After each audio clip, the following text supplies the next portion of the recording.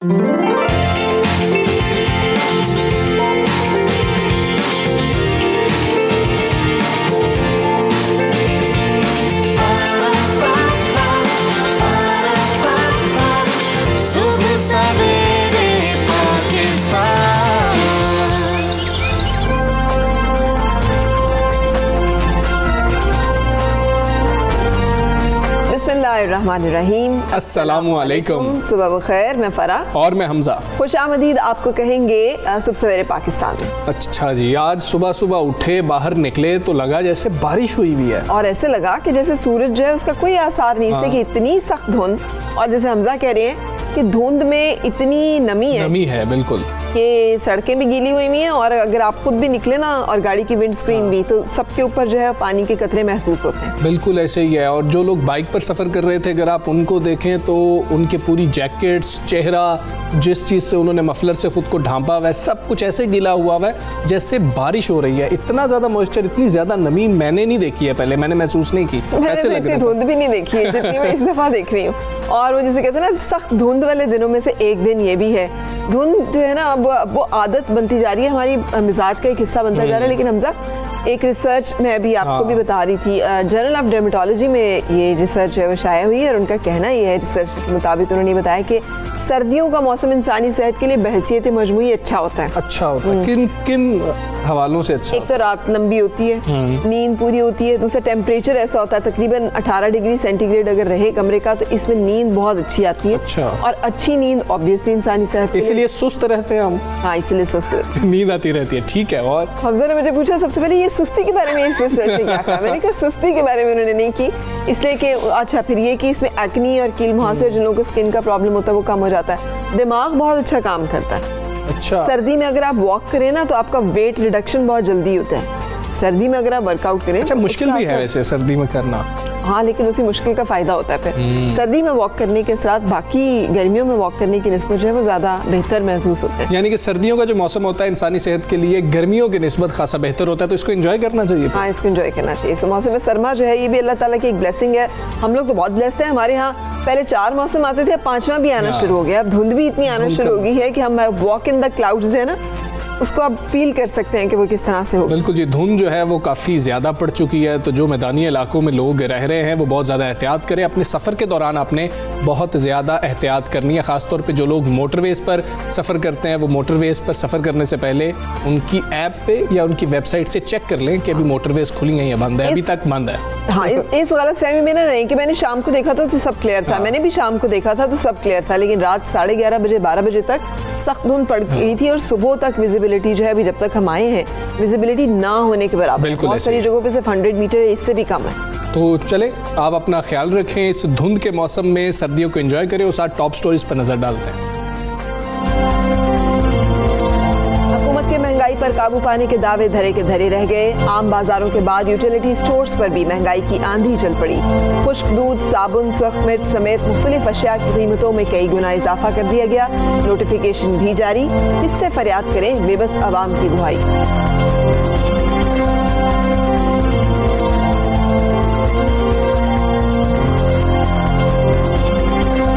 क्या corona virus की दूसरी लहर का जोर टूटने लगा है? मुल्क में 1.5 माह के दौरान फ़ाल केसेस 15,000 तक कम हुए। वफाकी वजीर असद उमर कहते हैं, हुकूमत ने कोरोना वैक्सीन की 11 लाख डोजेस का ऑर्डर दिया है। कोशिश है वैक्सीन मार्च से भी पहले आए। उधर बरतानिया में विटामिन डी का इस्तेमाल कोरोना के इलाज में मददगार साबित हुआ।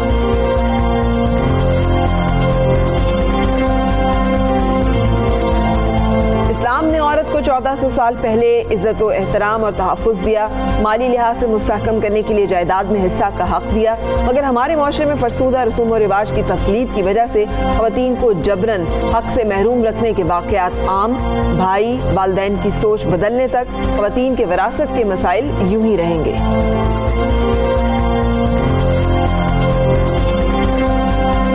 क्या आपको कभी टेक्नोलॉजी के सही काम ना करने पर गुस्सा आया? खबरदार, खराब टेक्नोलॉजी आपकी ज़हनी सेहत के लिए ख़तरनाक साबित हो सकती है। तहकीक के लिए लोगों को टेक्नोलॉजी से मुताल्लिक बुरे तजर्बात से गुजारा गया, जिससे पता चला सुस्त टेक्नोलॉजी के नौजवानों पर ज़्यादा मनफी असरात होते हैं।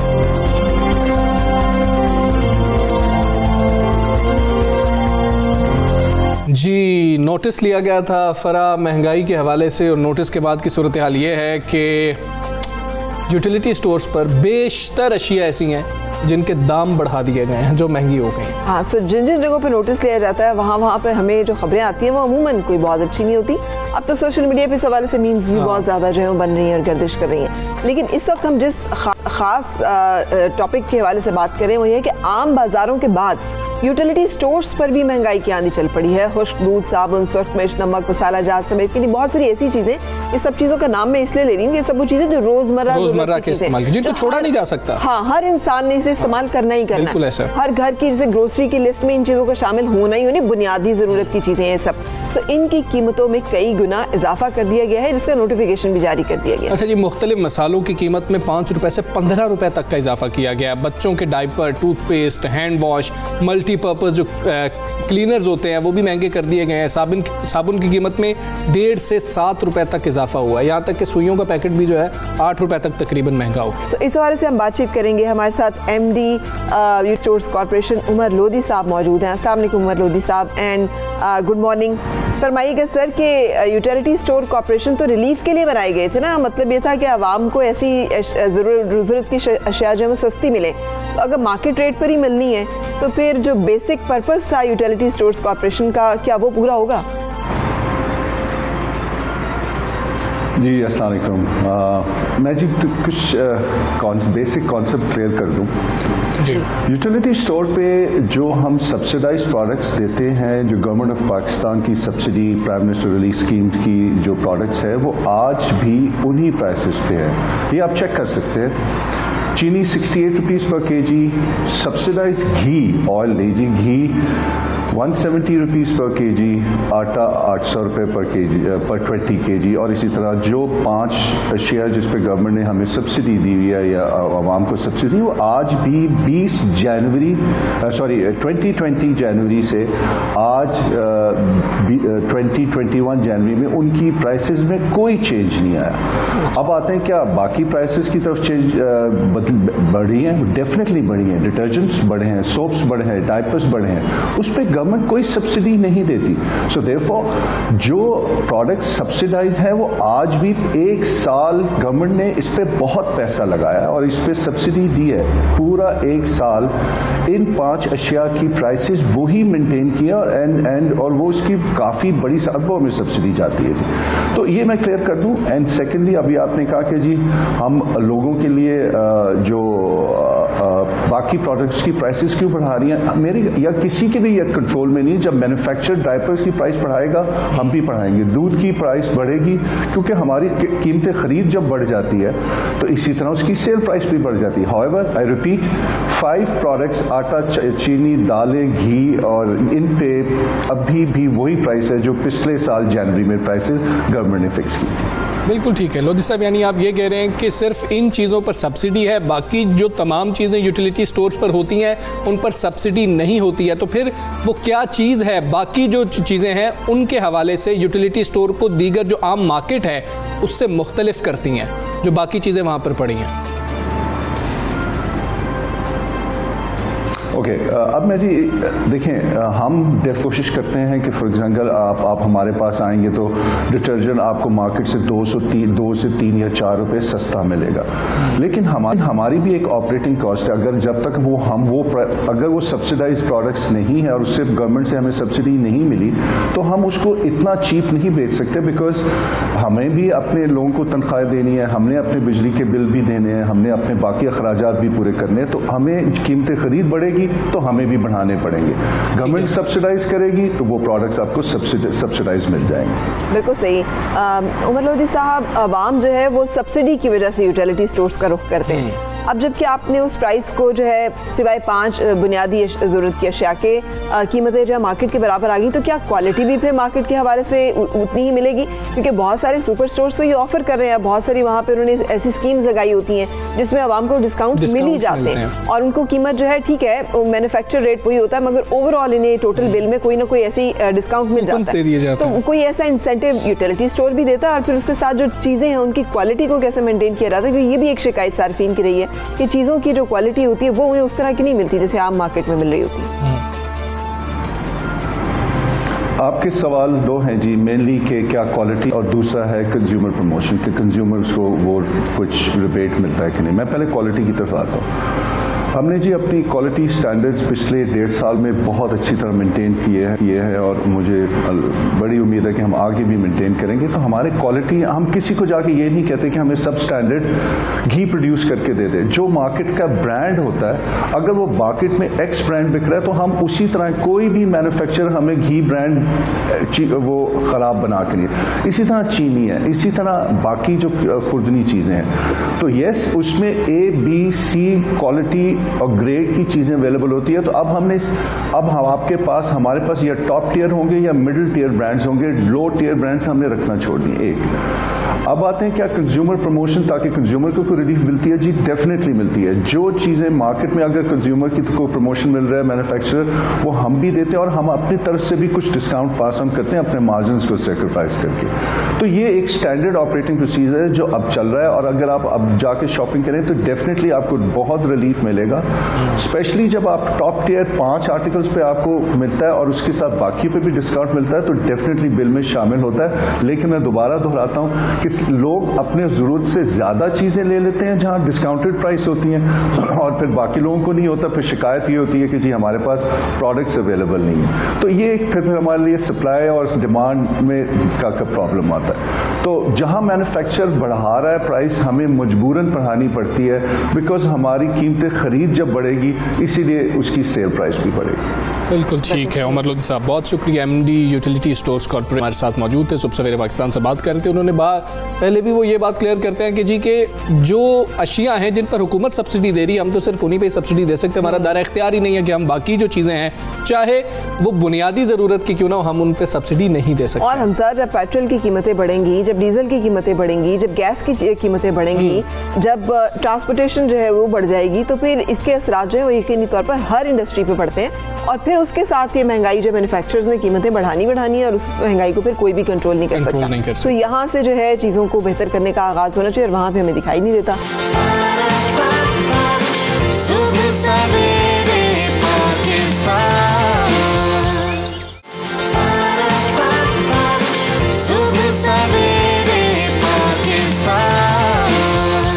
आगे बढ़ते हैं और जिक्र करेंगे कोरोना वायरस की दूसरी लहर का, जिसका जोर लग रहा है कि आहिस्ता आहिस्ता अल्हम्दुलिल्लाह टूटता जा रहा है। कुछ केसेस कम हो रहे हैं। मुल्क भर में 1.5 माह के दौरान वबा के फ़ाल केसेस 15,000 तक कम हुए हैं। It is very good news. और ये गुड न्यूज़ है। ये 1-1.5 हफ्ते से मैं वैसे ही प्रीएम्प्ट कर रही थी, इसलिए कि जितने डॉक्टर्स मेरे फ्रेंड्स, क्लास फेलोज इधर उधर, तो सबसे जब बात होती है तो पहला सवाल यही होता है कि आपके हॉस्पिटल में कितने कोविड केसेस रिपोर्ट हो रहे हैं। तो सभी लोग ये कह रहे थे कि कोविड के केसेस रिपोर्ट होने की तादाद कम हो गई है। और वो अब चीज़ जो है वो NCOC की तरफ से भी हमें सुनाई दी कि नवंबर 2020 में मजमूई केसेस की तादाद 50,000 से बढ़ गई थी, लेकिन उसके बाद इसमें कमी आना शुरू हुई और पीर तक मुल्क भर में फॉल केसेस जो है 35,246 तक पहुंच गए थे।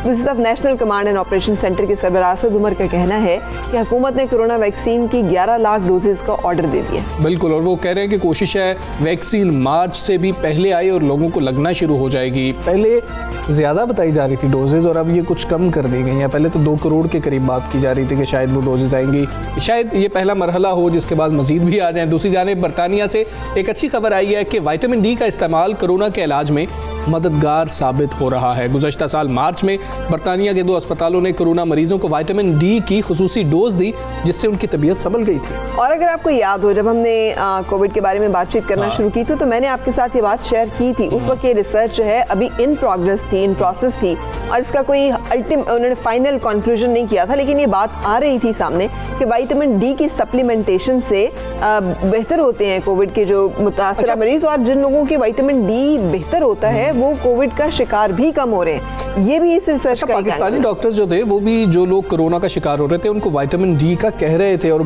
साथ साथ कहा जा रहा था कि ये जो है अब आपके लिए बहुत बड़ी ज़रूरत है और विटामिन डी जो है उसको आपने मेंटेन करना, चेक करवाएं, टेस्ट करवाएं। हम तो टेस्ट ही नहीं करवाते। जबकि याद रहे कि पाकिस्तान में विटामिन डी की डेफिशिएंसी बहुत ज़्यादा है और ख़ासतौर पर ख़वातीन जो है वो विटामिन डी की डेफिशिएंसी का शिकार बहुत ज़्यादा होती हैं, जो वैसे ही अलार्मिंग बात है कि कैसे मुल्क में जहाँ इतना सूरज निकलता है और इतनी अच्छी जो है वो आबो हवा खुराक है, उसके साथ विटामिन डी की डेफिशिएंसी की वजूहात क्या है, लेकिन अगर आपने अभी तक नहीं चेक कराया, चेक करवाएं, लाजमी करवाएं। हम तो पूरी जिंदगी नहीं करवाते हैं, हमें तो जरूरत ही शायद नहीं पड़ती। इसी हवाले से बात करेंगे, बरतानिया से हमारे साथ मौजूद हैं डॉक्टर ताबिंदा दुग्गल, उनसे बात करेंगे कि ये बात कितनी दुरुस्त है।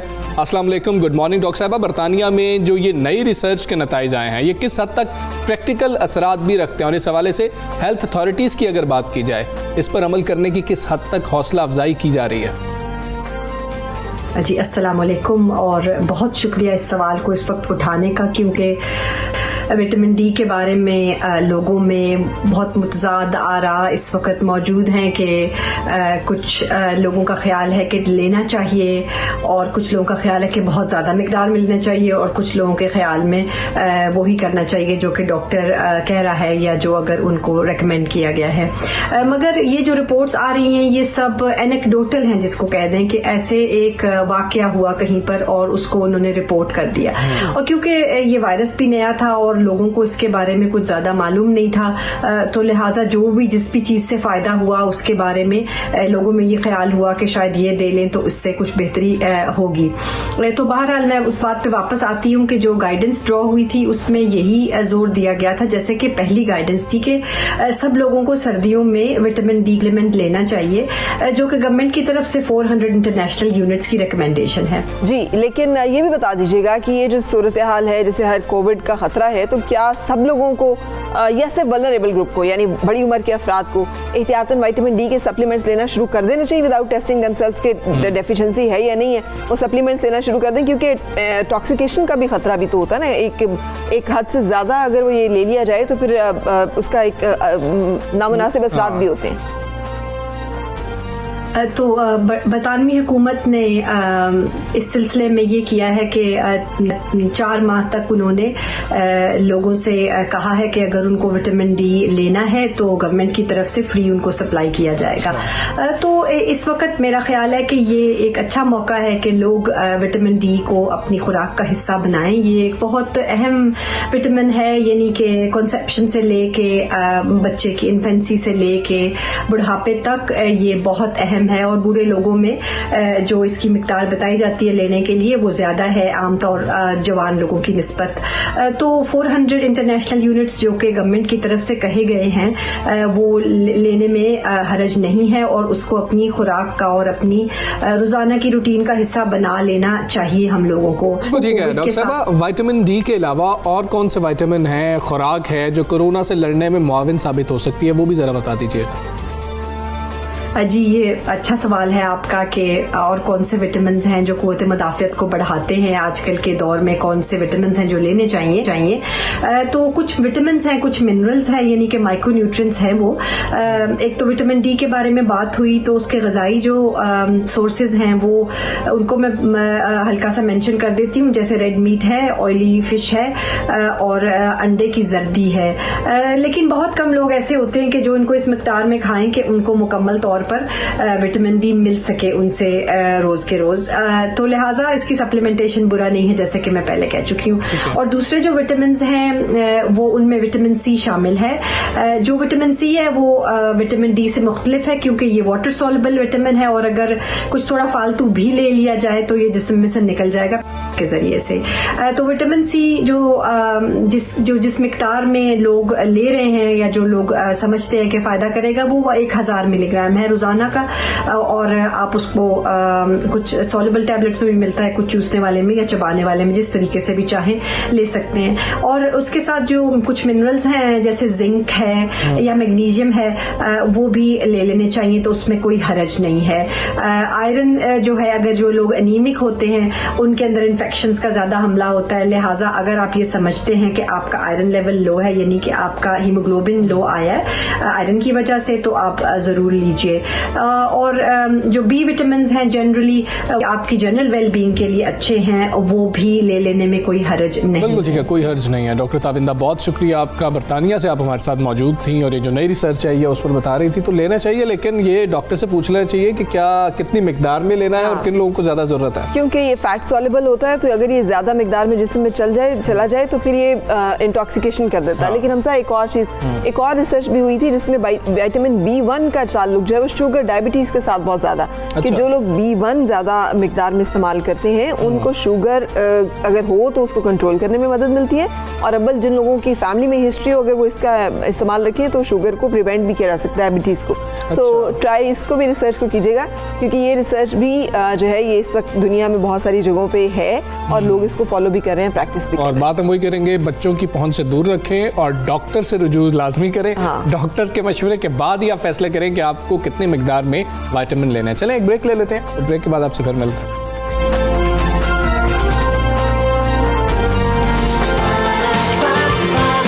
सुबह सवेरे पाकिस्तान, सुबह सवेरे पाकिस्तान।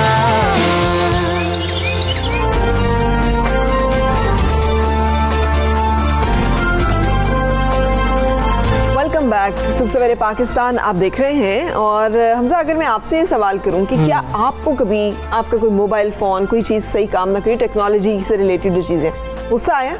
हमेशा कोई एक दफ़ा होता है ना कि नहीं आया, एक मर्तबा भी ऐसा नहीं हो कि गुस्सा नहीं आया, यार ये क्या है, बंदा ऐसे ना हो जाता है कि अब मेरे साथ हो क्या रही है। अच्छा, और वैसे तो इसे वो कहते हैं ना लॉ ऑफ अट्रैक्शन, के बाज़ औक़ात उस वक्त आपके साथ कुछ ना कुछ गलत होता है जब बिल्कुल आप हाँ। बिल्कुल फंसे हुए होते हैं और आप अफोर्ड नहीं कर सकते कि इस टाइम पे फ़ोन बंद हो जाए, एंड उस टाइम पे बैटरी की इंडिकेशन आती है और फ़ोन जो है वो आपको बताता है कि आपके पास बैटरी नहीं है, ऐसे ही है। या आपका जो है अचानक कोई ना कोई टेक्निकल एरर हो गया। So computer company deal technologies ने न्यूरो साइंसेज फर्म के साथ शराकत करते हुए एक तजर्बा किया है और उसमें लोगों को टेक्नोलॉजी से मुतालिक बुरे तजर्बा से गुजारा गया है। फिर उनके रद्दमल का अंदाज़ा लगाने के लिए उनके ब्रेन वेव्स को देखा गया। तो टेस्ट के दौरान लॉगिन होने वालों में दुश्वारी का सामना, सुस्त एप्लीकेशंस को इस्तेमाल करना या उनकी स्प्रेडशीट्स को करप्ट होते देखना, ये कहना, इसका ना उन्होंने देखा कि स्ट्रेस आ रहा है लोगों के ऊपर और उस स्ट्रेस का असर बड़ी देर तक भी रह बड़ी सकता देर है। तक रहता है। और नौजवानों पर कह रहे हैं कि इससे ज़्यादा जो है असरात हो रहे हैं, क्योंकि जो बुजुर्ग हजरात होते हैं वो वैसे ही शायद बहुत आराम से इस्तेमाल कर रहे होते हैं और उनको इतनी- नौजवानों को बड़ा जल्दी होता है, आपने 98% कंप्लीट हो गया और उस वक्त कोई चीज़ हैंग हो गई है Download तो हुई नहीं है। आपका दिल करता है कि अब इस वक्त या तो मैं मोबाइल तोड़ दूं या क्या करूं। ये आम रवैया है, ऐसा होता है। और फिर सारे लोग तो अफोर्ड नहीं कर सकते कि मोबाइल नए ले लिए जाए, क्या कर लिया जाए, तो ये वाले मसाइल हैं। कंप्यूटर पे भी हमेशा ऐसे ही रहा है, लैपटॉप पे भी ऐसे रहा है, आपका नेट जो है वो जो है कनेक्ट नहीं हो रहा, इंटरनेट स्लो हो गया है, ये बहुत बड़ा मसला है। और ये जो स्ट्रेस है ना, ये स्ट्रेस जाहिर है स्ट्रेस होता है, वो किसी भी किस्म का हो। अगर आपने इस स्ट्रेस को फील किया हो तो आपको लगता है उस एक लम्हे में सब कोई चीज़ आपको वैल्यूएबल नहीं लग रही होती, आपको लगता है बस ये मेरे काम साथ ही नहीं हो क्यों रहा, होता है? हाँ, ये काम नहीं हो रहा तो बस कुछ भी नहीं हो रहा। सो ये जो एक एहसास है, एक तजर्बा है जिससे हम सब गुजरते हैं, इस हवाले से हम बातचीत करेंगे माहिर नफ्सियात डॉक्टर नुशाबा मन्नान से। डॉक्टर नुशाबा मन्नान, अस्सलाम वालेकुम, थैंक यू वेरी मच। फरमाइएगा, ये जो तहकीक हमने शेयर की है कि टेक्नोलॉजी सुस्त या ख़राब ज़हनी तनाव में इजाफा करती है, आपके ख्याल में ये जो डिवाइसेस हैं आप फिर क्या करें? हर बंदा तो अफोर्ड नहीं कर सकता कि जो डिवाइस ख़राब हो फ़ौरन उसको डिस्कार्ड कर दें, नहीं ले लें। जी बिस्मिल्लाह, शुक्रिया फरार आपका मदद करने का। बिल्कुल आपसे मुत्तफ़िक हैं बात से। ये तो अभी आप देखें कि हर दौर के नए तकाज़े होते हैं। हम सोसाइटी जैसे हम कहते हैं ग्लोबलाइज्ड है, हम चीज़ों के जहाँ बहुत ज़्यादा फ़वाइद हैं टेक्नोलॉजी के, वहाँ बिल्कुल नुकसानात भी हैं। आप अभी जैसे जिक्र कर रहे थे, हम गूगल जो डेस्टिनी कहीं भी लगाएं, गूगल पे लगा दें, अगर थोड़ा सा भी गलत आपने रास्ता ले लिया है तो आपको पहुँचने में देर हो सकती है। फिर इन डिवाइसेस के बहुत ज़्यादा नुकसानात आप इस तरह भी देखें कि जैसे हैक हो गई है, जैसे डाटा डिलीट हो गया, एट टाइम्स आपने सारा काम कर लिया तो उसमें डाटा। और सबसे ज़्यादा जो चीज़ मैंने देखी एजुकेशन में, आप ये देखें कि हमारे यहाँ जब स्पेशली इन दिनों में सारा ऑनलाइन जिस वक्त बच्चे गए, तो बच्चों में ख़ासकर मैं जिक्र करना पसंद करूँगी कि बच्चों में बहुत ज़्यादा फ्रस्ट्रेशन आ रही थी, बहुत ज़्यादा उनके अंदर जो स्ट्रेस लेवल उनका बढ़ रहा था, क्योंकि अब वो इससे यूज़ टू नहीं थे कम्युनिकेशन के, ऑनलाइन स्टडी के। यूनिवर्सिटीज़ के पास वो पोर्टल नहीं थे, आप कह लें वो सॉफ्टवेयर्स नहीं थे जो कि इंटरनेशनली अभी यूज़ हो रहे हैं, जिनके लिए साथ बच्चे जो है वो असातिज़ा इकराम के साथ उस तरह इंटरेक्शन कर सकते हैं। तो उनके लिए असातिज़ा इकराम के लिए भी स्ट्रेस लेवल था, ट्रेनिंग ही नहीं थी उनकी ऑनलाइन स्टडिंग की, और बच्चों के लिए खासकर उसके हमारे पास बहुत ज़्यादा। और देखें ये जो फ्रस्ट्रेशन है ना, याद रखें इसका सिर्फ नुकसान उस शख्स को नहीं होता, वो टारगेट ऑफ फ्रस्ट्रेशन ये एनर्जी है, गुस्सा है, एग्रेसिव बिहेवियर हो जाता है और ये आगे ट्रांसफर होता है। जैसे बच्चा आगे वो ट्रांसफर करता है, कहीं नहीं निकलता तो बच्चे वो फ्रस्ट्रेशन खुद पर निकालते हैं। बड़ों के अंदर अगर आप दफातर में देखें तो उसके अंदर भी जैसे दफ्तरों के अंदर भी आप देखें कि जो हमारे यहाँ सिस्टम है, एट टाइम्स अगर अच्छा लैपटॉप नहीं है या अच्छा सॉफ्टवेयर नहीं है तो उनके लिए भी बड़े मसाइल होते हैं, फ्रस्ट्रेटेड होते हैं। तो इसको पॉइंट आउट करना या आइडेंटिफाई करना कि आप अपग्रेड करें। अच्छा, फिर सपोज आपने कोई काम कर लिया तो फौरन आपका लैपटॉप या मोबाइल आपको अपग्रेडिंग मांगने शुरू कर देता है, आपका काम उधर। ऐप आपको अगर कर रहे हैं तो ऐप को सॉफ्टवेयर अपडेट मांग, इस किस्म के जो मामलात हैं। बिजली चली गई तो सबसे ज्यादा मसला जो होता है मेरे ख्याल में पूरा बिल्कुल लोग शट डाउन हो जाते हैं कि अब बिजली चली गई तो कम्युनिकेशन ही रुक गई, तालीम रुक गई, काम रुक गए। तो ये चीजें हैं कि ज्यादा रिएक्ट करते हैं, फ्रस्ट्रेशन करती हैं। इसके लिए बिल्कुल सही, जैसे हम अभी डिस्कस कर रहे थे, कुछ लोग ज्यादा रिएक्ट करते हैं, कुछ लोग ज्यादा ही रिएक्ट करते हैं, कुछ लोग ज्यादा ही इफेक्ट होते हैं। मैच हार जाए तो हमजा भी उतने ही अपसेट होते हैं जितने कोई और, कुछ लोग अपनी टेलीविजन स्क्रीन तोड़ देते हैं।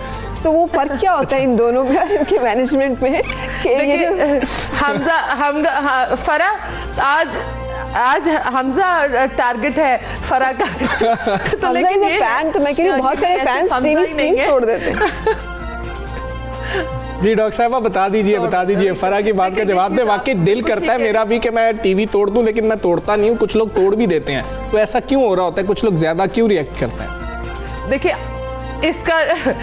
इसका जो ताल्लुक है ना हमजा, वो सिर्फ जो है डिवाइसेस या इंटरनेट से नहीं है या कंप्यूटर से नहीं है, ये और भी मामलात है। बाज़ औक़ात जो कुछ लोगों में जो है वो सब्र का जो दामन आप कहते हैं ना कि उनको जो स्ट्रेस मैनेजमेंट को कंट्रोल करना, कि स्ट्रेसफुल देखिए इमोशनल, याद रखें जो मैं बार बार जिक्र करूंगी, इमोशनल इंटेलिजेंस के ऊपर पूरी दुनिया में काम कर रहे हैं। हम इस वक्त बात करें आर्टिफिशियल इंटेलिजेंस की, अगर ये दोनों साथ मिल जाएं, लाइक आर्टिफिशियल इंटेलिजेंस और इमोशनल इंटेलिजेंस, तो क्या ही बात है। तो इमोशनली वो लोग ज्यादा स्ट्रांग होते हैं जो अपनी ऐसी सिचुएशन अगर हो तो खुद को कैसे कंट्रोल करते हैं, और वही लोग कंट्रोल करते हैं जो अपनी इंसान होने की हद समझते हैं। उनको पता है कि इंसानियत हमें एक हद तक हम जा सकते हैं, ज्यादा हमारी लिमिटेशंस, कुछ चीजें हमारे कंट्रोल में नहीं है, और उसके ऊपर फिर हमें उस वक्त जो है वो तवक्कुफ कर लेना चाहिए, उसको एक्सेप्ट कर लेना चाहिए। डिवाइस खराब हो गई, को भी फोन करें तो डिवाइस हैंग हो गई, खराब हो गई, अब हमें इंतजार करना पड़ रहा है, तो सिर्फ सब्र करें या कोई और चीज है, कोई और टेक्निक है जिससे उससे बचा जा सकता है? एक टेक्निक तो फरा ने बताई थी कि दीवार पे मारे मोबाइल तोड़ दे, ना होगा बांस। जो आपने टेक्निक बताई है वो सबसे अच्छी लगी है मुझे आपकी बात के दौरान ही ना हज़रत अली करमुल्लाह वजह की वो कॉल याद आ गया कि मैंने अपने इरादों के टूटने से अपने रब को पहचाना, कि जब आप इस बात को मान लेते हैं ना कि ना मशीन ना किसी चीज, बिल्कुल आपकी जो ये बात है, बिल्कुल देखिए मैं आपको हमजा से ये बात बिल्कुल बताऊंगी। देखिए जिस वक्त भी आप किसी भी सिचुएशन में, सिर्फ इस तरह नहीं, ज़िंदगी के अंदर भी बाज़ औक़ात हर चीज़ आपके जो लिखारी है वो ऊपर है, उसने हमारे लिए कुछ चीज़ें हमारे आप कहते हैं ना कि बिल्कुल डेस्टिनी हमारी, लेकिन हमारा अमल उसमें होता है, हमारी नीयत होती है। अगर नहीं होता, आपने अपना 100% देना है। अगर वहाँ पर आपके जाकर आपके इरादे के मुताबिक चीज़ नहीं हुई तो उसके ऊपर जो सब्र है और अपने अंदर प्लीज़ अडैप्ट जो है ना फ्लेक्सिबिलिटी लेके आए, तब्दील करने की, एक्सेप्ट करने की। जो कहते हैं ना कि जो बिल्कुल जो दरख्त ऐसा होता है जो कि लकड़ी जिसकी सख्त होती है तना, वो टूट जाता है और वही उस दरख्त के ऊपर फल लगता है जिसके अंदर फ्लेक्सिबिलिटी है। वो लोग जो अपने आप को कंट्रोल करना उस सिचुएशन में जानते हैं। जैसे हमारे घरों में अभी बहुत ज़्यादा कोरोना में जब सारे बेचारे एक दूसरे को देखने लगे कि कौन लोग इकट्ठे हो गए भाई, वो कोरोना ने सबको इकट्ठा कर दिया घरों में।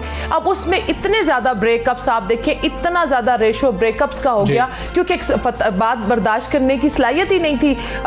फ्रिज खोला, फ्रिज पे ढक्कन नहीं है, छोटी छोटी बातों में। फिर हम बार बार ये तरबियत कर रहे थे कि आप अगर गुस्सा है एक शख्स को तो दूसरा उस एनवायरनमेंट से 10 मिनट के लिए, बिल्कुल 10 मिनट अगर आप उस सिचुएशन से साइड पर हो जाते हैं, सपोज आप काम कर रहे हैं कंप्यूटर पे, आप कोशिश कर रहे हैं और नहीं हो रहा, तो आप पॉज ले लें 10 मिनट का।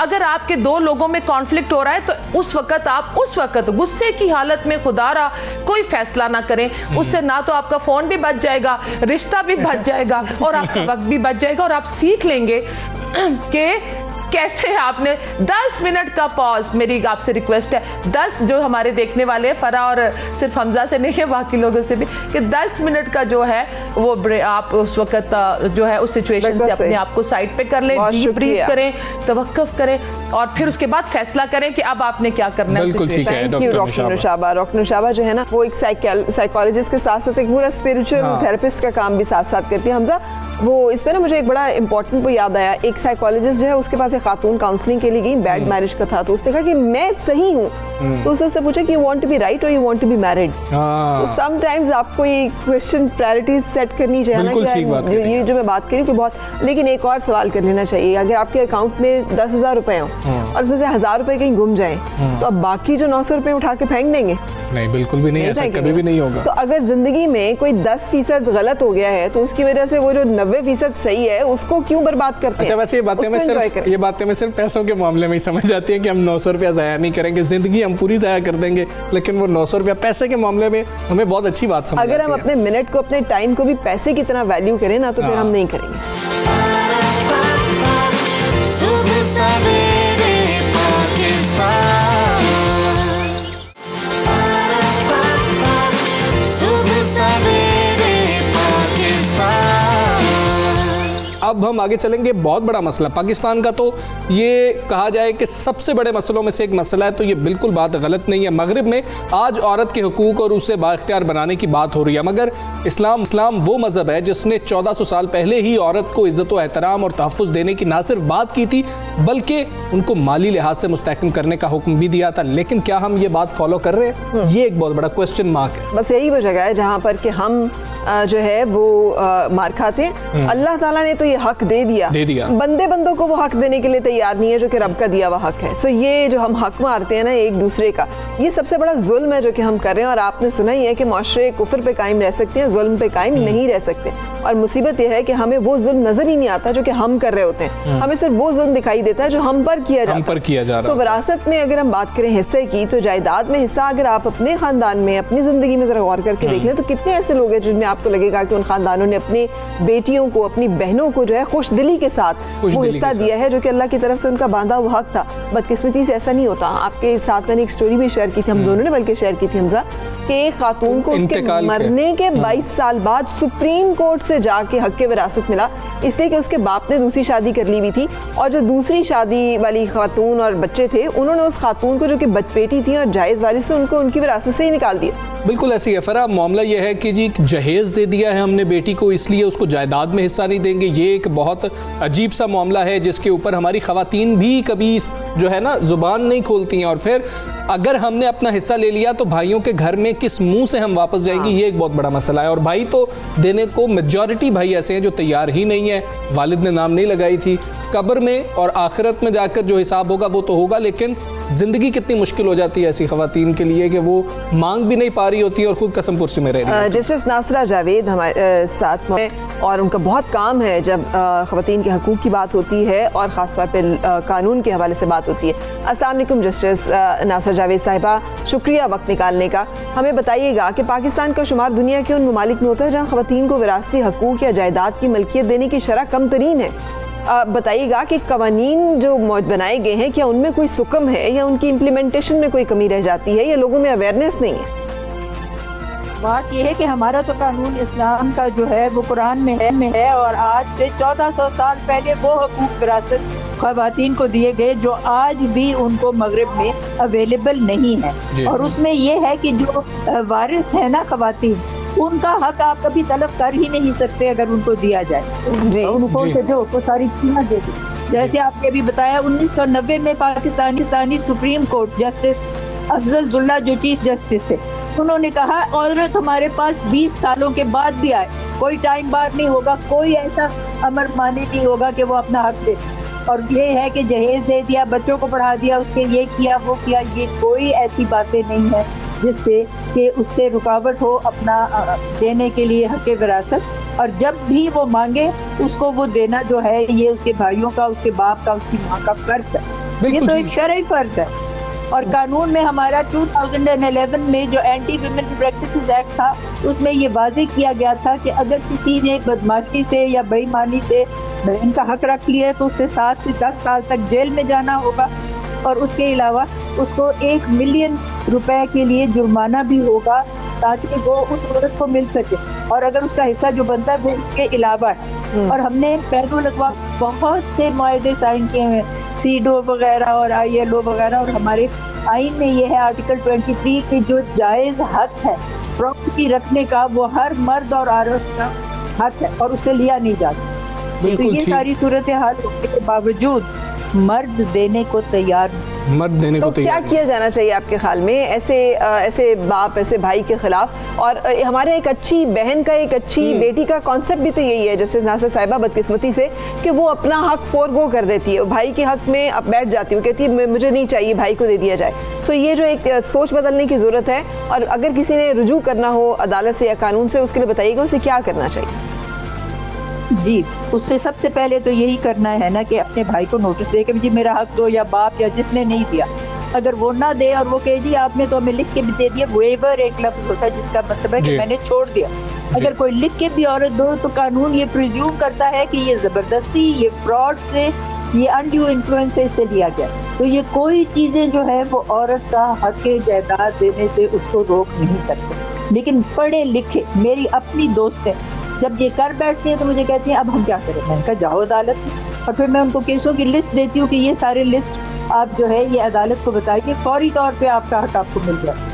बिल्कुल बहुत ठीक अब तो आसानियां हो गई हैं। और यहाँ जो सदर अलवी है उन्होंने कहा कि जब कोई शख्स मरे तो उसका पूरा खानदान का शजरा जो है वो तहसीलदार निकाले और उसमें सबको उनका हक विरासत जो उनके नाम ऑटोमेटिकली हो जाए, और औरत जो है गिफ्ट या हिबा नहीं कर सकेगी अपना हिस्सा विरासत का कम से कम 2 या 5 साल के लिए। ये भी कानून मुजव्जा है, बनने में है, और अगर ऐसा हो जाए तो फिर तो औरत को कोई कर ही नहीं सकता, रोक नहीं सकता। बिल्कुल ठीक है। जस्टिस नासिर साहिबा ये बता दीजिएगा कि ऐसा हुआ कि 20 साल पहले ज़बरदस्ती अंगूठे लगवा लिए गए, या बहन ने खुशी से भाइयों के नाम एक चीज़ कर दी, या 20 साल बाद उसको ख्याल आया ये तो मुझे ले लेना चाहिए था, फिर वो सोचती है आज तो उन्होंने वो चीज़ें बेच दी हैं, उसकी तो आज के दौर के मुताबिक कीमत ही कुछ नहीं बनती, अब मैं भाइयों से क्या हक मांगूँ?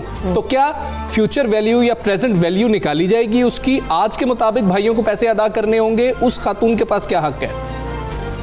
यकीनन यही हक है। देखिए ना, जो जिन्स है, जो अजनास है, उसका अजनास में मयार जो है उसके किया जाता है फैसला कि अगर एक किता ज़मीन है और वो 12 मरले है तो 12 मरले उस जगह पे जो ज़मीन की कीमत थी अगर उसने बेच भी दिया, आज की जो कीमत है वो उसको, और जुर्माना 7 और कैद 7।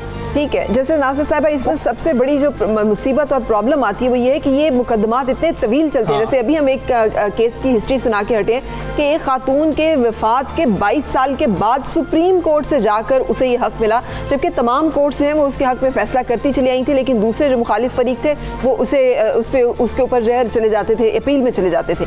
तो ये जो एक इतना लंबा मुकदमा लड़ने का हौसला, हिम्मत भी तो नहीं होती, पैसे भी नहीं होते ख़वातीन के पास, इसका कोई हल कानून में मौजूद है?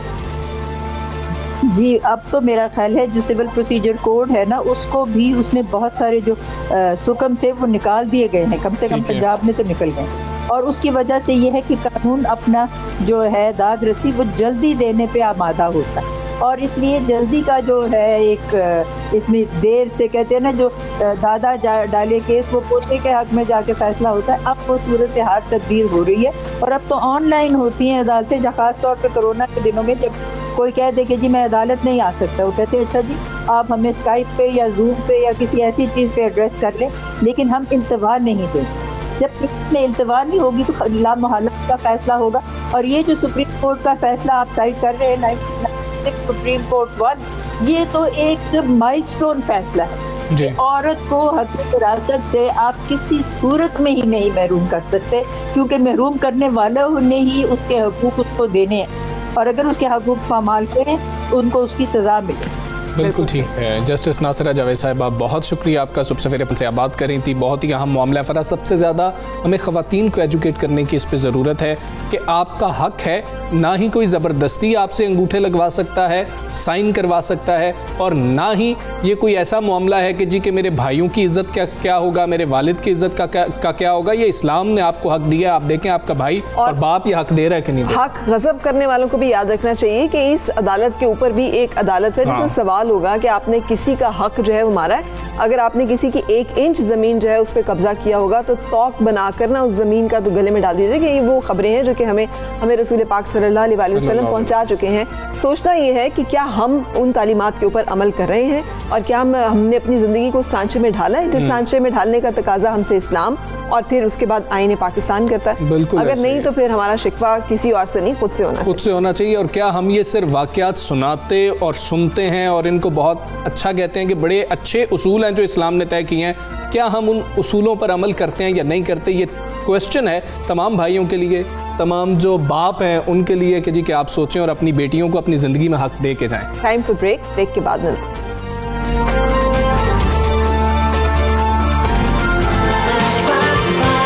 सुबह सवेरे पाकिस्तान, सुबह सवेरे पाकिस्तान।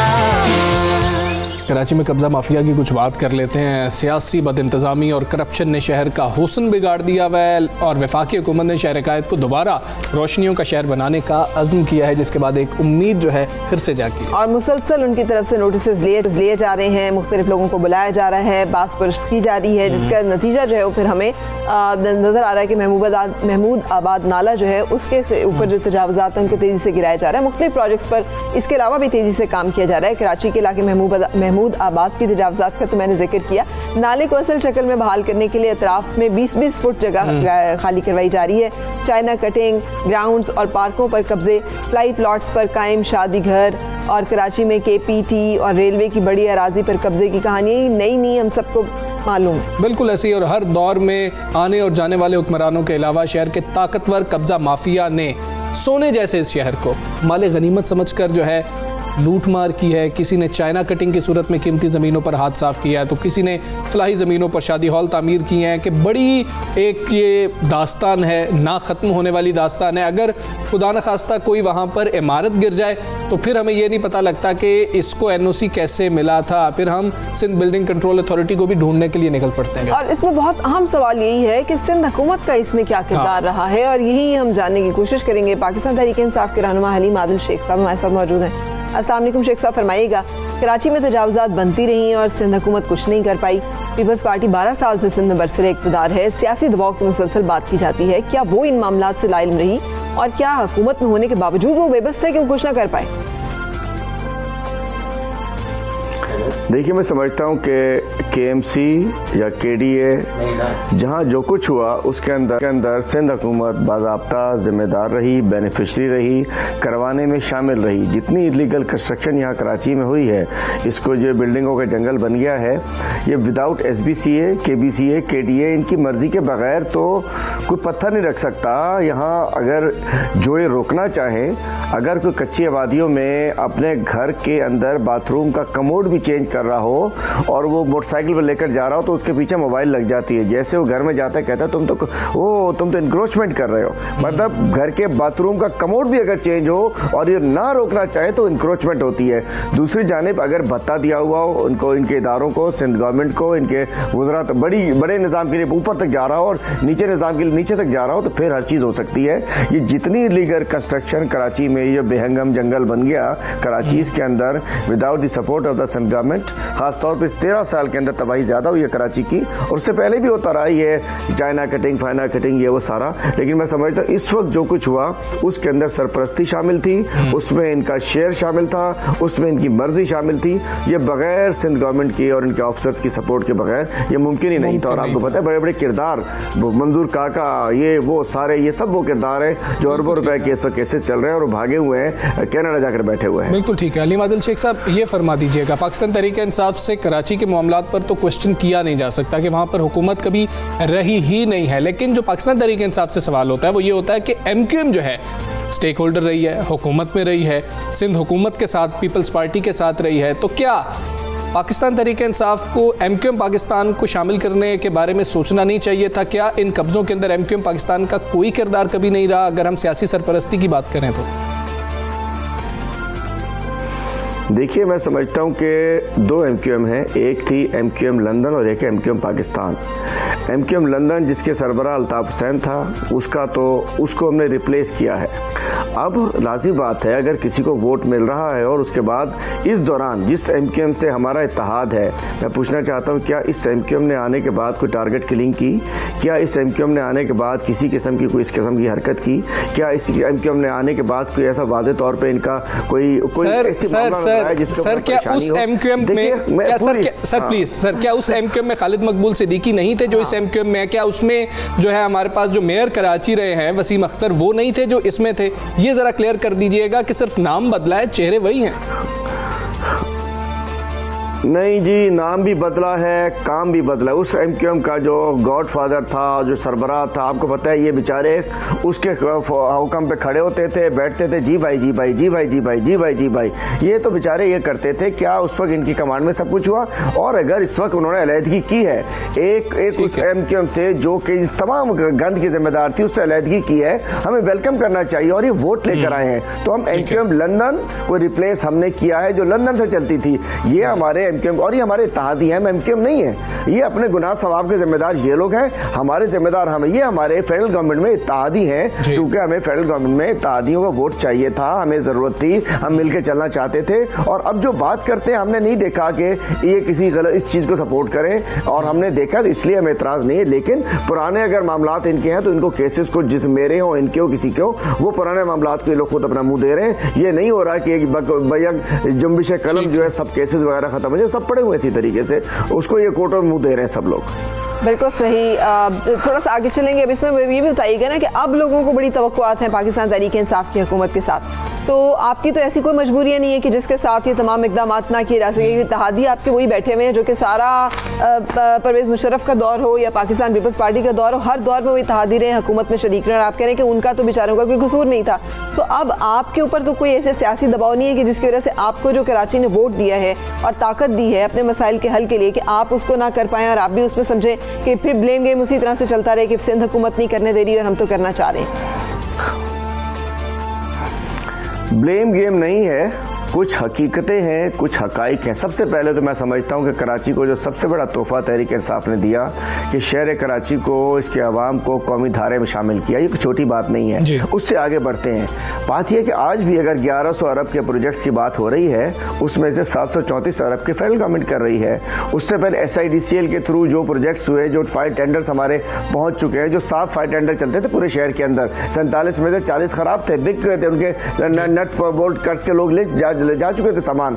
उसके अलावा ग्रीन लाइन इंशाल्लाह उसका ट्रैक कंप्लीट हो चुका है, 3 ब्रिजेस बन चुके हैं, रोडें बन रही हैं, हमारे MNAs के थ्रू काम हो रहा है। और दूसरी बात मैं कहना चाहता हूँ, ब्लेम गेम ना कहिए, 18वीं तरमीम एक हकीकत है और 18वीं तरमीम को मिस यूज करने वाली सिंध हुकूमत एक हकीकत है। अब आप लोग कह देना बड़ा ब्लेम गेम नहीं कर सकते जी, ये रोक देते हैं। हम SIDCL के थ्रू काम करना चाहते थे, Sindh infrastructure development company limited, ये कहते हैं ये तो ईस्ट इंडिया कंपनी बना ली इन्होंने, जबकि 2015 में इसी नवाज शरीफ के साथ कायम अली शाह साहब जो उनके पुराने CM थे, उन्होंने इसका इफ्तिताह किया था। ये पीपल्स पार्टी खौफजदा है, मतलब कराची दुश्मन प्रोजेक्ट्स जो इनका जहन है उसके ऊपर ये नहीं चाहते कि कराची में कोई डेवलपमेंट कर सके। लेकिन हम अपना काम जारी रखे हुए हैं। और देखिए इससे बड़ी कुर्बानी क्या हो सकती है कि 62% प्रोजेक्ट्स हम कर रहे हैं, फिर भी हमने कहा भी वज़ीर आला साहब उसकी कमांड संभाल लें, लेकिन फिर नहीं संभाली उन्होंने, चूंकि मैं समझ रहा हूँ। और दूसरा, कराची ने अगर हमें वोट दिया है, अल्हम्दुलिल्लाह हम कराची में काम कर रहे हैं। और ये सिर्फ बावेला के जी ब्लेम गेम भाई है कि 18वीं तरमीम है, नहीं जा सकते। बिल्कुल ठीक है, 18वीं तरमीम है, उसके बाद के मामलात हैं, सूबे की आदारी है। बहुत शुक्रिया अलीम आदिल शेख साहब, आप सबसे फिर पाकिस्तान से बात कर रहे थे। सुबह सवेरे पाकिस्तान, सुबह सवेरे पाकिस्तान। और अब एक ऐसी चीज़ की बात करेंगे जो हम सब की ज़िंदगियों से जुड़ा हुआ है। जब से व्हाट्सएप ने अपनी प्राइवेसी पॉलिसी जो है उसका ऐलान किया और चेंज किया, उसको इतनी मीम समझा और ऐसी ऐसी मीम्स है कि सुन के देख के हंसी आ जाती है। नहीं कहते हैं व्हाट्सएप जितना मर्जी डेटा लीक कर दे, हमारे रिश्तेदारों से ज़्यादा तो नहीं कर सकता। सो हम लोगों को तो आदत है डेटा लीक होने की, और हम तो इस तरह की चीज़ों की जो है वो आदत है। वो एक चल रही थी मीम के, एक तरफ हेडक्वार्टर दिखाया हुआ है और एक तरफ चैट है कि जी के अब्बा मान गए हैं, तो हेडक्वार्टर वाले जो है वो खुशी मना रहे हैं सारे, क्योंकि वो देख रहे हैं। तो इस तरह की मीम सामने आ रही थी, जिसके बाद व्हाट्सएप को वजाहत देनी पड़ी है। उन्होंने कहा कि भाई हम आपकी चैट्स नहीं देख रहे हैं, प्राइवेसी पॉलिसी जो है वो हम तब्दील ज़रूर कर रहे हैं, लेकिन एंड टू एंड इंक्रिप्शन वाली जो बात थी वो वैसे ही मौजूद है। मगर इतने कोड वर्ड्स में उन्होंने बात की है ना कि मेरा ख्याल है कि हमें उसको डी कोड करना ज़रूरी है और समझना ज़रूरी है, क्योंकि देखिए ना बहुत सारे ममालिक ने इस पर रिएक्ट किया। तुर्की ने तो अपनी लॉन्च कर दी है अपनी एक व्हाट्सएप और इस तरह की कनेक्टिविटी ऐप जो है, और उनके जो सदर हैं सदर एर्दोगान, उन्होंने कहा है कि मैं अब नहीं यूज़ करूँगा व्हाट्सएप, मैं तो अपनी जो हमारी है डिजिटल ऐप उसको यूज़ करने जा रहा हूँ। तो इस वाले से हम बात करेंगे। हमारे साथ डिजिटल मीडिया एक्सपर्ट आफ्ताब बोरका मौजूद हैं, बहुत शुक्रिया। अस्सलाम वालेकुम एंड गुड मॉर्निंग। फरमाइएगा कि व्हाट्सएप की जो नई पॉलिसी लाने का मकसद क्या है, ये जिन्होंने हमें जिस गोरख धंधे में उलझाया उसको ज़रा आसान अल्फाज में समझाइएगा कि इसका मतलब है people to people business features को मज़ीद बेहतर तरीके से वाज़े करना, क्योंकि व्हाट्सएप पर रोज़ाना 17.5 करोड़ के लोग बिजनेस अकाउंट्स को पैगाम भेजते हैं। एक आम आदमी के लिए समझ नहीं आ रही बात कि वो करना क्या चाह रहे हैं, क्या कहना चाह रहे हैं। जी वालेकुम सलाम, गुड मॉर्निंग, थैंक यू। देखें, आम आदमी के लिए और हम सब के लिए एक बुनियादी बात समझना ज़रूरी है कि ये इंटरनेट की जिस दुनिया में हम रहते हैं, व्हाट्सएप तो मेरे ख्याल से बहुत बात की चीज़ है। इससे पहले भी जितने भी प्लेटफॉर्म्स हैं जहाँ पर लोग फ्री सर्विसेज यूज़ करते हैं, ये जितनी भी कंपनीज हैं वो mostly N overwhelming majority for profit है। ये इनका एक बिजनेस मॉडल है। इनको किसी ना किसी तरीके से अपनी, एक तो ऑब्वियसली एक प्रोडक्ट है जो उन्होंने पूरी दुनिया तक पहुंचाई है, लेकिन जो लोगों को सर्विस जो डाउनलोडेबल एप्स हैं वो फ्री में मिल रही हैं, तो अब उसको कुछ ना कुछ तो किसी बिजनेस पर्पस के लिए वो लोग यूज करेंगे। और आज की इंफॉर्मेशन की दुनिया में एक हकीकत सबको जान लेनी है कि जब आप किसी इंटरनेट सर्विस को यूज करते हैं और आपको फ्री मिलती है, तो इसका मतलब ये है कि वो आपकी अटेंशन को लेना चाहते हैं, और जब आपकी अटेंशन उन्हें मिल जाती है तो उस अटेंशन को बहुत तरीकों से वो यूज करते हैं। और आज की दुनिया में एडवर्टाइजमेंट जो है बहुत बड़ा, डिजिटल एडवर्टाइजमेंट बहुत बड़ा शोबा है। जो लोग बिजनेस करते हैं फेसबुक के थ्रू, बाकी जगहों पे, तो उन्हें पता है कि वो एड्स किस तरह चलाते हैं, और ये एड्स चलाने के लिए लोगों की पर्सनल इंफॉर्मेशन इन कंपनीज के पास होना बहुत जरूरी है, अदरवाइज तो उन्हें पता ही नहीं चलेगा कि वो कौन देख रहा है, कौन इस्तेमाल कर रहा है। तो मतलब it's a give and take कि आप सर्विस फ्री में यूज कर रहे हैं तो then you become the product. बिल्कुल ठीक है। अब व्हाट्सएप का करना क्या चाहिए हमें, आफ्ताब ये भी हमें बता दीजिएगा। क्या हम अब बिल्कुल परेशान ना हो कि नहीं भाई हम सेफ हैं, हमारी चैट्स कोई नहीं पढ़ रहा है, हमारी इंफॉर्मेशन जो है वो लीक नहीं हो रही है, जो बिजनेस अकाउंट नहीं चला रहे हैं, जिनका जाती अकाउंट है, उस हवाले से बताइए वो सेफ हैं बिल्कुल? नहीं, आई मीन आई थिंक अगर देखें प्राइवेसी कंसर्न्स, तो जैसे मैंने कहा कि इंटरनेट की दुनिया में मेरी नज़र में तो किसी भी चीज़ को प्राइवेट तस्वुर करना तो बहुत बड़ी गलती होगी। बट अगर मुझे हैरत इस बात की है कि अगर व्हाट्सएप की प्राइवेसी से लोगों को डर लगने लगा है, तो उससे ज़्यादा डरने वाली बहुत सी चीज़ें पहले से हो रही हैं। डू यू इमेजिन कि जो ईमेल सर्विस आप यूज़ करते हैं या जिन वेबसाइट्स पे जाते हैं, हर सर्विस जो है आपको किसी ना किसी तरीके से आपकी कोई इन्फॉर्मेशन कलेक्ट कर रही होती है। ये तो अच्छी बात ये है कि व्हाट्सएप या फेसबुक या बाकी जो कंपनीज हैं वो वक्तन फवक्तन जब पॉलिसी चेंजेस करती हैं तो हमें पता भी चलता है, और वो पता चलने की वजह इसलिए है कि ये जिन ममालिक से ऑपरेट होती है वहाँ उन पर ये लीगल रिक्वायरमेंट है कि आप कोई प्राइवेसी के कोई फीचर्स चेंज करेंगे तो आपके यूजर्स को बताएंगे। ये तो हमें अभी पता चल रहा है तो लोगों को हैरत हो रही है, बट जितने भी सालों से लोग ये सर्विसेज यूज कर रहे हैं, आई डोंट थिंक इसमें कोई हैरत वाली बात है। लोगों के पर्सनल एटीट्यूड्स को चेंज करने की और रियलाइज करने की जरूरत है कि जी we have to be very careful when we use the internet. बिल्कुल सही। ये भी बताइएगा कि अब इन्होंने डिक्लेयर किया अब तो कि नहीं इतना कोई फर्क नहीं पड़ेगा, लेकिन क्या इससे आवाम का ये यूजर्स का एतमाद बहाल हो जाएगा? और ये जो नई बहुत सारी, जैसे बेब की बात की तुर्की ने कि हम अपनी ऐप लॉन्च कर रहे हैं, और एर्दोगान ने कह दिया कि हमें तो उसे अब जो है उस पर चैट करूंगा, और फिर इस तरह से सिग्नल की और टेलीग्राम की बात हो रही थी, तो व्हाट्सएप की डोमिनेंस रहेगी या फिर लोग स्विच कर जाएंगे, कर जाना चाहिए इन तमाम ऐप्स की तरफ? डोमिनेंस की जहाँ तक बात है, आई थिंक उनके नंबर्स बताएंगे जैसे जैसे, और ये नंबर्स कोई छुपे नहीं होते, कितनी डाउनलोड्स होती हैं, कितने उनके यूजर्स हैं, ये प्रीटी मच जो इस इंडस्ट्री में काम करते हैं उनको पता है। WhatsApp if I am not wrong अब तक उनके तकरीबन 2 अरब यूजर्स हैं। बाकी एप्स के कितने हैं I don't know, I am sure जो आ रही हैं उनके इतने तो नहीं है। तो इतनी बड़ी मार्केट को कैप्चर करना एक बहुत बड़ा चैलेंज है किसी भी नई ऐप के लिए। एंड अगेन उनको भी वही सारे सवालात और सारे चैलेंजेस फेस हो सकते हैं हैं जो व्हाट्सएप को हुए हैं। नाउ लोगों को क्या करना चाहिए, I think, I mean obviously I am no one to tell anyone कि उनको क्या करना चाहिए, लेकिन आई थिंक एक रूल ऑफ थंब ये होना चाहिए, और मुझे खुशी है इस बात पे कि लोगों में एटलीस्ट ये डिबेट चल पड़ी है प्राइवेसी की, कि क्या प्राइवेट इंफॉर्मेशन है, क्या शेयर होना चाहिए, नहीं होना चाहिए।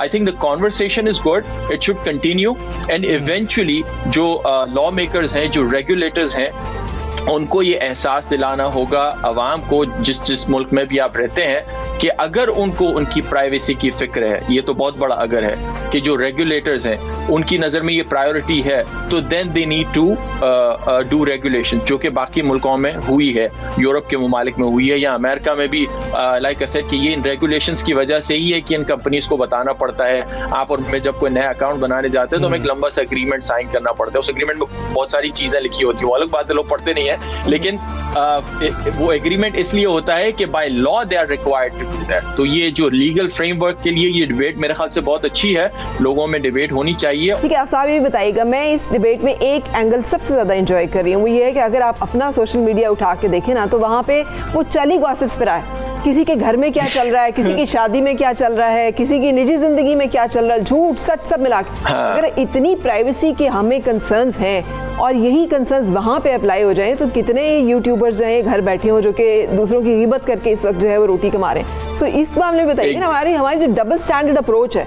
कि हम व्हाट्सएप पे तो बात कर रहे हैं, खुद हम वो सब कुछ कर रहे हैं। Exactly, be the change you want to see in the world. आप वाकई अपनी प्राइवेसी के लिए तो चाहते हैं कि लोग डिस्कस ना करें, लेकिन आप क्या वाकई में ऐसी दुनिया क्रिएट करना चाहते हैं जिसमें आप भी लोगों की, दूसरों की प्राइवेसी को ना छेड़ें?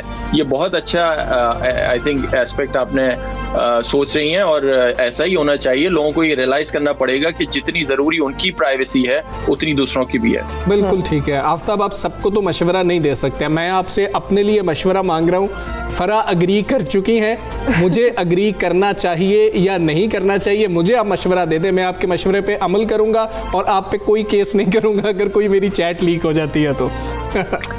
मैं इस बारे में मजीद इसलिए कुछ नहीं कह सकता कि या मशवरा देना या क्या मैं कर रहा हूँ, उस पर इंशाल्लाह बहुत जल्द आप कुछ कंटेंट देखेंगे। आफ्ताब का बहुत शुक्रिया, आप हमारे साथ मौजूद थे और बता रहे थे, और बाकी प्राइवेसी के हवाले से हम बहुत ज़्यादा कंसर्न हैं, लेकिन दूसरों की प्राइवेसी के बारे में भी हम जाके जरा एक दफ़ा खोल के तो देखें यूट्यूब पे, किसी मेरा नाम लिख के सर्च करके देख लें। मुझे कभी लगता है मेरे दांत वैम्पायर की तरह निकले होंगे, कभी लगता है मेरे सींग निकले होंगे, कभी लगता है मैं तो हर वक्त बैठी रोती रहती हूँ। आपको अपने बारे में ऐसी ऐसी इन्फॉर्मेशन वहाँ मिलती है जो आप कहते हैं ओके रियली ये हुआ है, ये क्या हुआ है, ये किसके साथ? अगर आप अपने बारे में जानना चाहते हैं तो सोशल मीडिया पे जाएं, आपको आपके बारे में पता लग जाएगा कि आप कैसे हैं।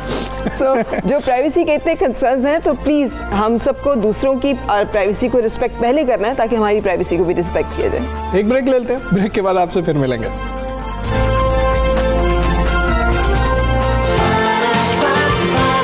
सुबह सवेरे पाकिस्तान, सुबह सवेरे पाकिस्तान।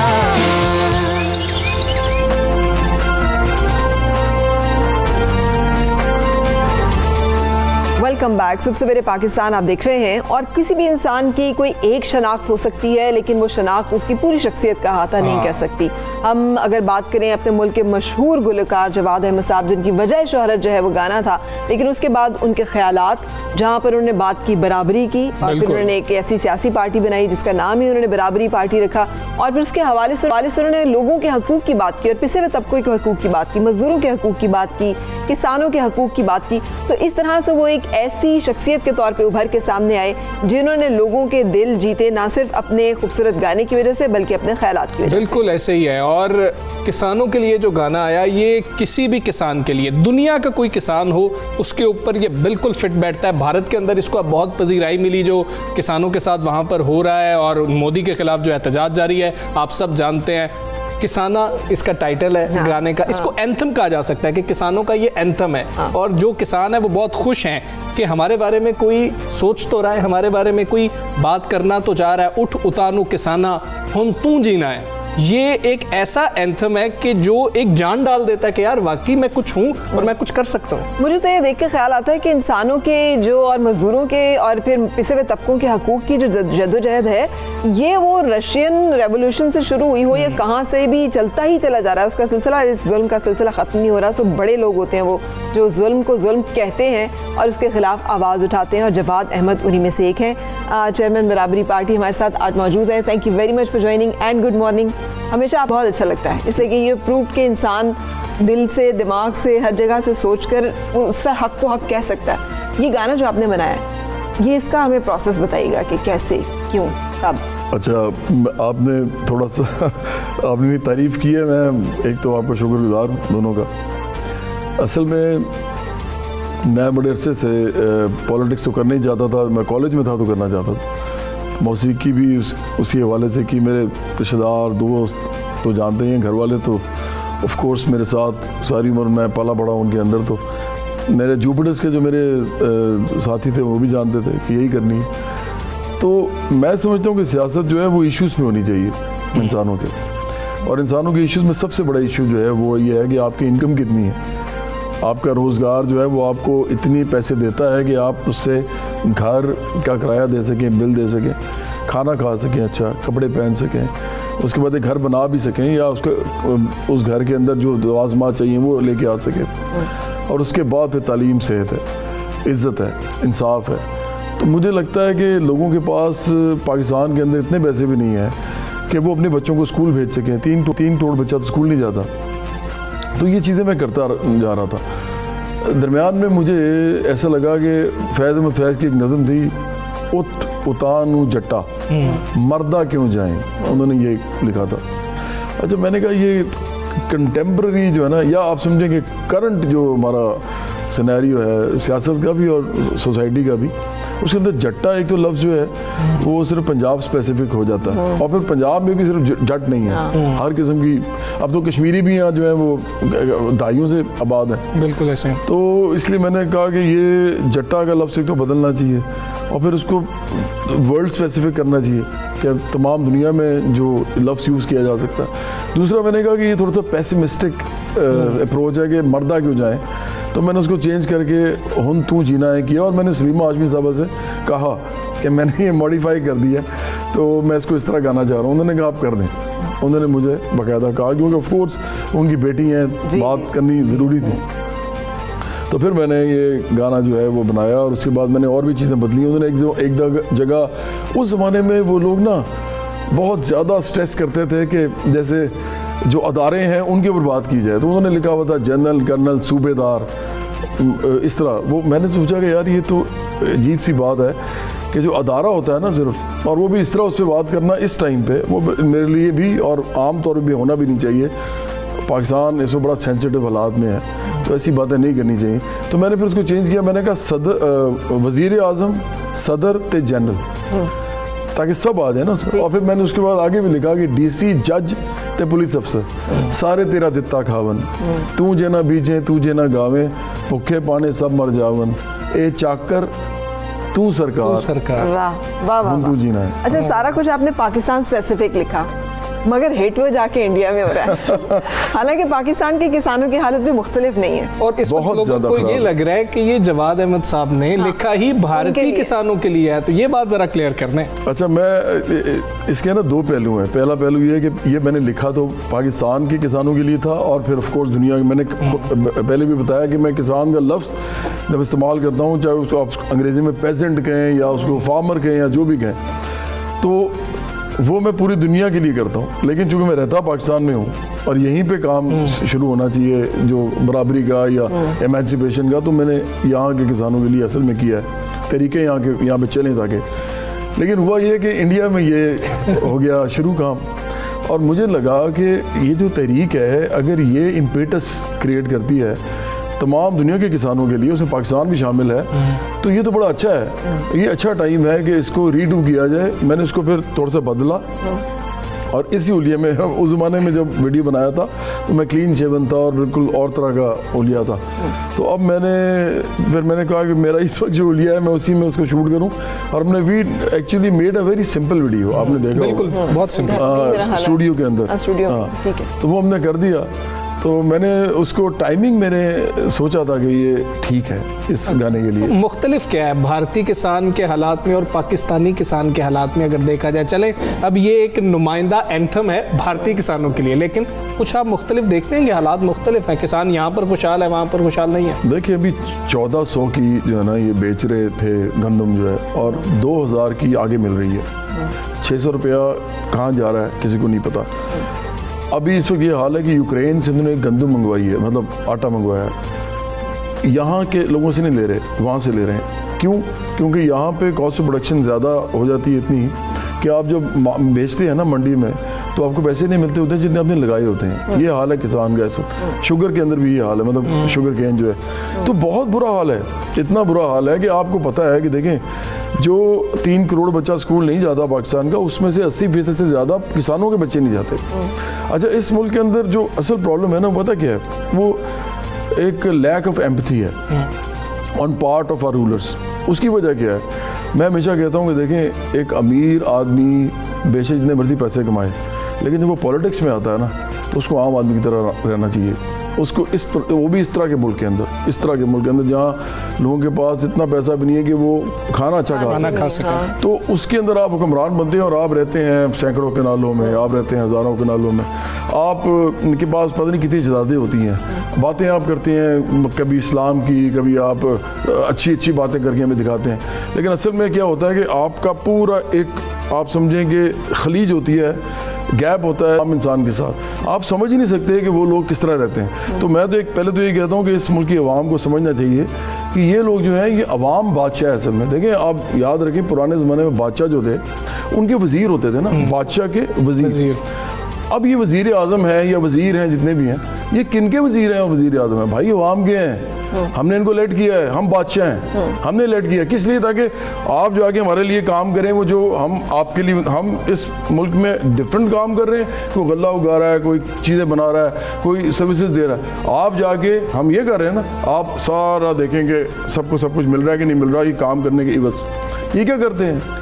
ये जाके महंगाई कर देते हैं लोगों के ऊपर। ये कहते हैं जी अमीरों को छोड़ दो, गरीबों पे महंगाई करो, हमने कर्जे उतारने हैं तो वो महंगाई करके उतारो। अब आप मुझे बताएं, इस मुल्क के अंदर पहले किसी के पास पैसे नहीं है, आप महंगाई करके करोड़ों लोगों के साथ जुल्म कर रहे हैं। ये इनका हिसाब देंगे ये सारे जाके।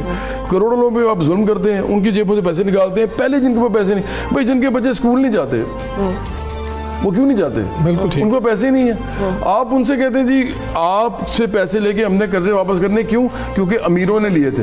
अच्छा, अमीरों को बाहर भी भेज देते हैं। नवाज शरीफ को बाहर किसने भेजा है? मैंने तो नहीं भेजा, इमरान खान ने भेजा। तो देखिए ये सारे लोग, मैं समझता हूँ कि एक तबका है, और मैं तबकाती बात करता हूँ सियासत में। एक तबका है जो कि सारे के सारे बड़े बड़े घरों में रहते हैं, इनके बड़े बड़े शौक हैं, ये ज़िंदगी में एक दूसरे के साथ दोस्तियाँ हैं इनकी पार्टीज़ में, एक पार्टी से दूसरी पार्टी में चला जाता है आदमी, उधर से फिर वापस कोई आ जाता है। ये उन्हीं लोगों के अंदर खेलते हैं, और जो सारा अताब है वो आम आदमी में नाजिल होता है। मैं समझता हूँ कि पाकिस्तान के किसान को इस वक्त बहुत ज़रूरत है कि वो अपने लिए तहरीक चलाए। ये जो आज इस्लामाबाद में कल भी जो लोग आए हुए हैं हज़ारों सर्दी के अंदर, उनको कोई ज़रूरत नहीं है बाहर आने की। सरकारी मुलाजमीन भी हैं, हेल्थ वर्कर्स भी हैं, ये सब हैं, उनको कोई ज़रूरत नहीं है इतनी सर्दी में। वो क्यों आ रहे हैं? क्योंकि उनकी मजबूरी है। उनका घर में राशन पूरा नहीं हो रहा, खर्चा पूरा नहीं हो रहा।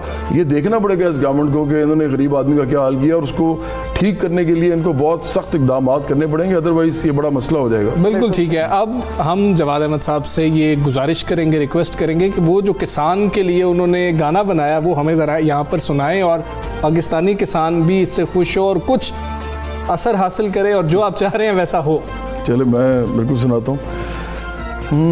उठ उतानू किसाना हुन तू जीना है, उठ उतानू किसाना हुन तू जीना है, बोलिया तू जगदा अन्नदाता, तेरी सोनी धरती माता, तू जगदा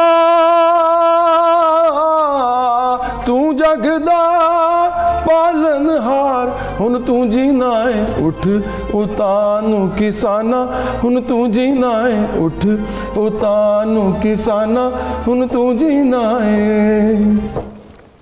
वज़ीर आज़म सदर ते जरनल DC जज ते पुलिस अफसर सारे तेरा दिता खावण तू जे न बीजे तू जे न गावे भुखे पाने सब मर जावण ए चाकर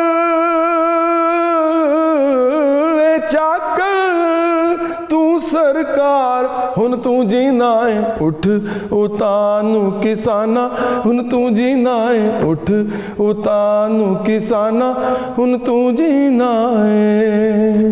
वाह क्या बात है। और ये एक आम आदमी की बात है जो नगमों में होनी चाहिए और अब नगमों में नहीं हो रही है।